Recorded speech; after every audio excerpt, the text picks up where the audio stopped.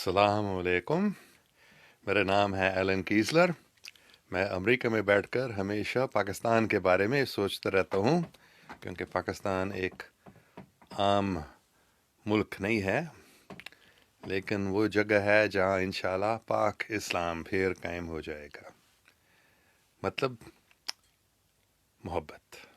پاک اسلام کا مطلب ہے محبت، انصاف، سچائی، دوسروں کی خدمت، اور ہمیشہ بہت اچھا کام کرنا، بری چیزوں سے دور رہنا، برے کام سے. تو آج جیسے میں نے کل بتایا تھا اور کچھ دن پہلے بھی، میں ایک چھوٹی سی ابھی بات کروں گا اور پھر اس چیٹ کو بند کروں گا، آپ کے سوالوں کو نہیں پڑھوں گا، اور پھر اس کے بعد اس چیٹ کو بند کر کے میں دوبارہ ایک نیا چیٹ شروع کروں گا جس میں آپ کا سوال پوچھوں گا اور جواب دینے کی کوشش کروں گا. تو یہ دونوں بات بہت ہی ضروری ہیں. پہلی بات یہ ہے کہ بہت ساری کائناتیں ہیں.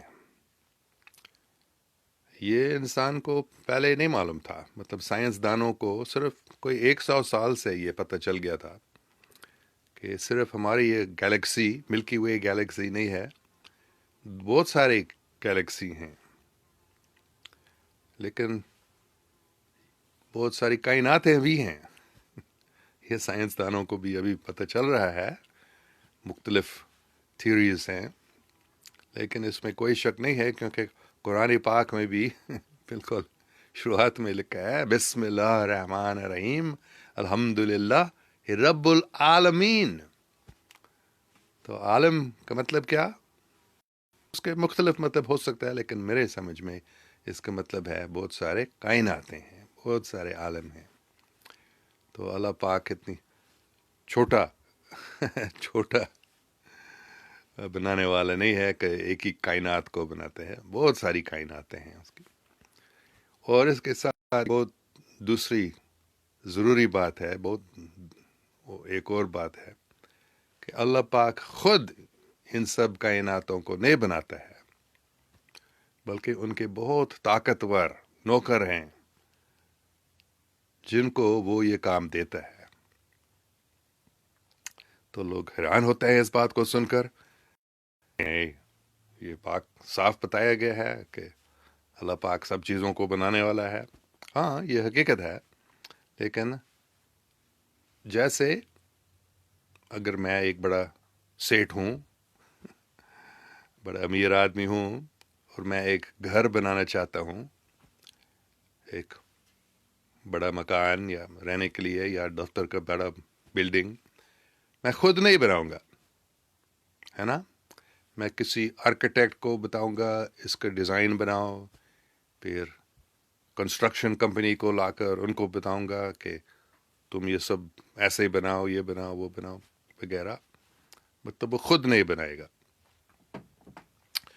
تو ویسا ہی بس ایک مثال ہے جس سے ہم سمجھ سکتے ہیں کہ اللہ سبحانہ و تعالی، ہم کہہ سکتے ہیں بے شک کہ وہ سب چیزوں کو بنانے والا ہے، کیونکہ ہر ایک چیز اسی سے آتا ہے، اور کوئی چیز ہم کچھ بھی نہیں کر سکتے ہیں اگر وہ ہمیں طاقت نہیں دیتا ہے کرنے کا.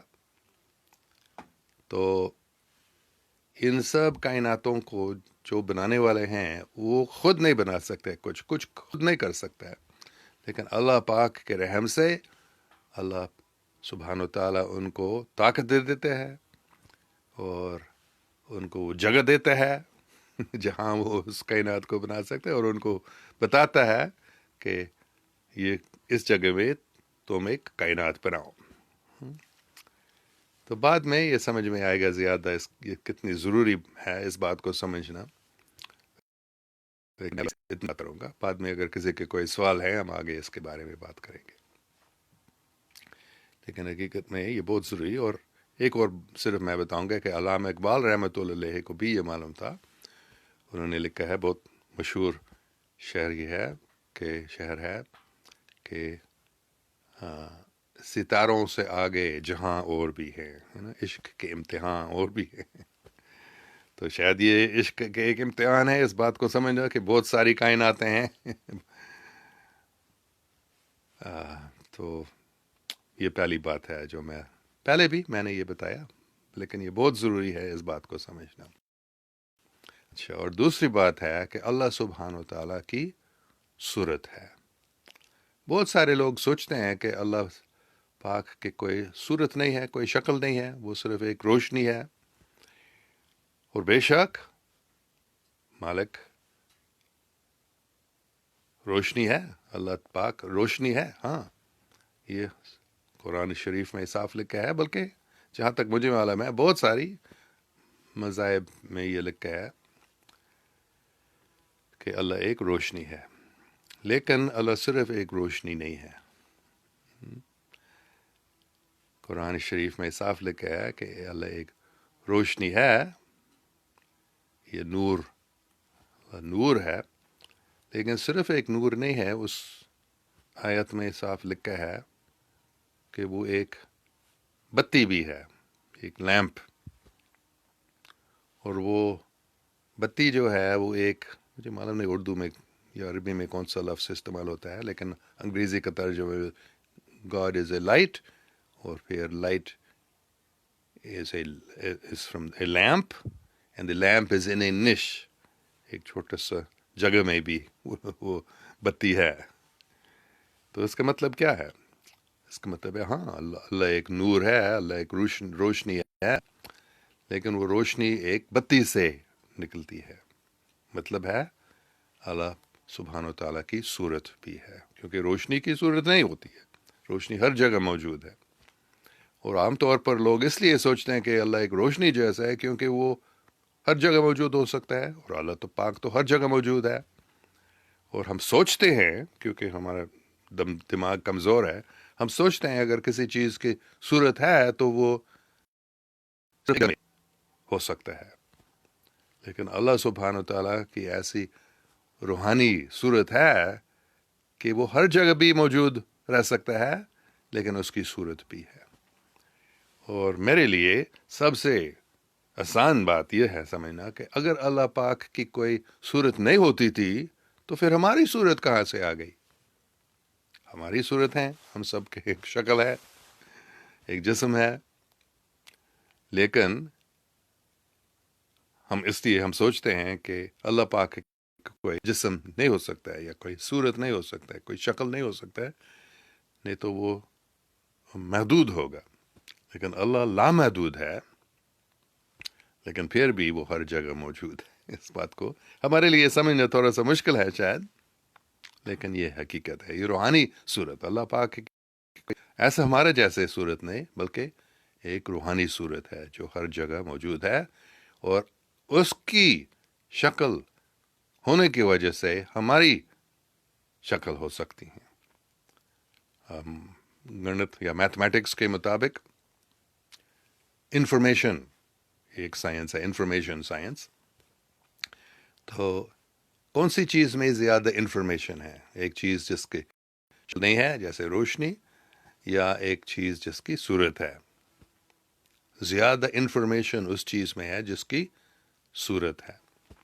تو ویسے ہی ہم سمجھ سکتے ہیں، یہ بھی ایک سمجھنے کا طریقہ ہے، ہم سمجھ سکتے ہیں کہ اگر اللہ سبحانہ و تعالیٰ کی کوئی صورت نہیں ہوتی تھی اور ہماری صورت تو ہے، تو پھر اس کا مطلب ہے ہم زیادہ انفارمیشن۔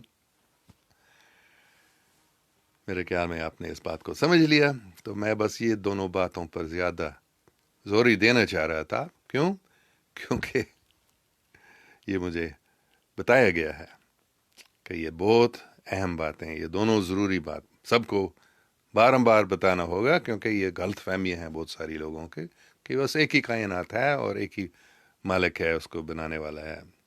اور دوسری غلط فہمی یہ ہے کہ اللہ سبحانہ و تعالیٰ کی کوئی صورت نہیں ہے، وہ صرف ایک روشنی ہے یا ایک طاقت ہے۔